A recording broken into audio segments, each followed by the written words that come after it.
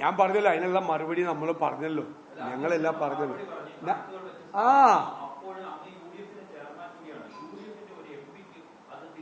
അല്ലല്ല, അതിപ്പോ നമുക്ക് ഞാൻ പറഞ്ഞല്ലോ, ഞാൻ അതിന് മറുപടി പറഞ്ഞു. അദ്ദേഹം നമ്മളെക്കാൾ മീതെയുള്ള ഒരാളാണ്, നമുക്കൊന്നും ചെയ്യാൻ പറ്റില്ല. ചെയ്യേണ്ടത് ദേശീയ നേതൃത്വമാണ്. അദ്ദേഹത്തിന് അതവര് സംസാരിക്കുമെന്നാണ് ഞാൻ കേട്ടത്.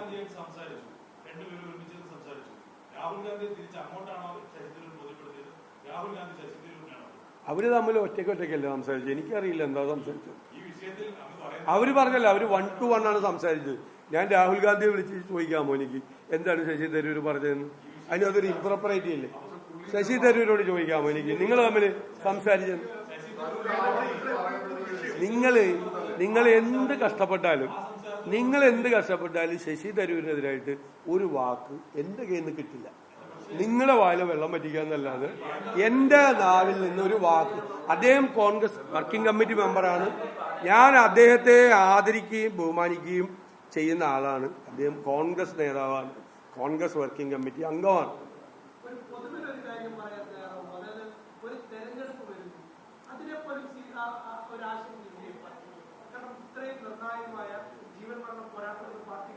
അത് ഇവര് ചോദിച്ച അതേ ചോദ്യം സനകൻ കൗശലം ഉപയോഗിച്ച് വേറൊരു ചോദ്യം ചോദിച്ചിട്ട് എന്റെ മറുപടി വിചാരിക്കുകയാണ്. അതൊക്കെ ശരി, അതൊന്നും ഇതിനെയൊന്നും ബാധിക്കില്ല. ഞങ്ങൾക്കൊരു പ്രൊപ്പഗാൻഡ ഇതുണ്ട്, രീതിയുണ്ട്, ക്യാമ്പയിൻ ഉണ്ട്. ഞങ്ങളെടുത്ത നിലപാട് നിങ്ങൾ നോക്ക്. നാളെ ഇൻവെസ്റ്റേഴ്സ് മീറ്റ് നടത്തുക, ഞങ്ങൾ അതിനകത്ത് പങ്കെടുക്കുകയാണ്.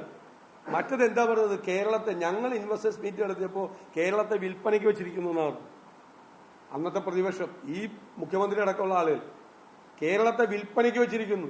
കേരളം വിൽക്കാൻ വെച്ചിരിക്കുന്നു. ചന്ദ്രശേഖരൻ നാഥ് സ്റ്റേഡിയം വിൽക്കാൻ പോവാണ്. എന്തൊക്കെയാണ് അന്ന് പറഞ്ഞത്? ഞങ്ങളതാണ് പറഞ്ഞത്. ഞങ്ങൾ പറഞ്ഞത് കേരളത്തിൽ വ്യവസായ സൗഹൃദ അന്തരീക്ഷം ഉണ്ടാകണം. അത് ഗവൺമെന്റിന്റെ മാത്രം ആഗ്രഹമല്ല, കേരളത്തിന്റെ ആഗ്രഹമാണ്. കേരളത്തിൽ വ്യവസായങ്ങൾ വരണം, സംരംഭങ്ങൾ ഉണ്ടാകണം, കേരളത്തിലെ ചെറുപ്പക്കാർക്ക് തൊഴിലവസരങ്ങൾ ഉണ്ടാകണം, അവരിങ്ങനെ പുറത്തേക്ക് പോകരുത്, വിദ്യാഭ്യാസ സ്ഥാപനങ്ങൾ ഉണ്ടാകണം. ഞങ്ങൾ എന്ത് പോസിറ്റീവായിട്ടുള്ള അപ്രോച്ചാണ്. ഞങ്ങൾ ആ യോഗത്തിൽ പങ്കെടുക്കുകയല്ലേ? ഞങ്ങൾക്കും ബഹിഷ്കരിക്കാൻ പാടില്ല. ഞങ്ങൾ ബഹിഷ്കരിച്ചത് എന്താ? നവകേരള സദസ്സ് തെരഞ്ഞെടുപ്പിന് മുമ്പ് നടന്നൊരു പൊളിറ്റിക്കൽ ക്യാമ്പയിൻ. ആ പൊളിറ്റിക്കൽ ക്യാമ്പയിന്റെ കൂടെ ഞങ്ങൾ പോകേണ്ട ആവശ്യമുണ്ടോ?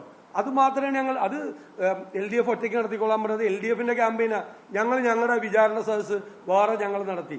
കേരളത്തിന്റെ പൊതു താല്പര്യത്തിന് വേണ്ടി ഗവൺമെന്റ് നടത്തുന്ന എല്ലാ ശ്രമങ്ങളെയും ഞങ്ങൾ പിന്തുണയ്ക്കും. ഞങ്ങൾ പോസിറ്റീവാണ്. ഇവരാ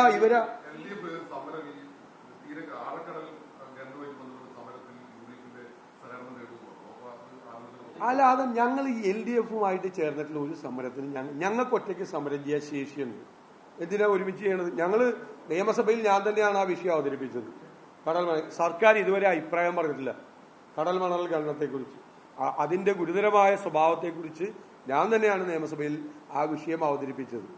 അപ്പൊ സർക്കാർ മറുപടി, കേന്ദ്ര ഗവൺമെന്റാണ് തീരുമാനം എടുക്കേണ്ടത്.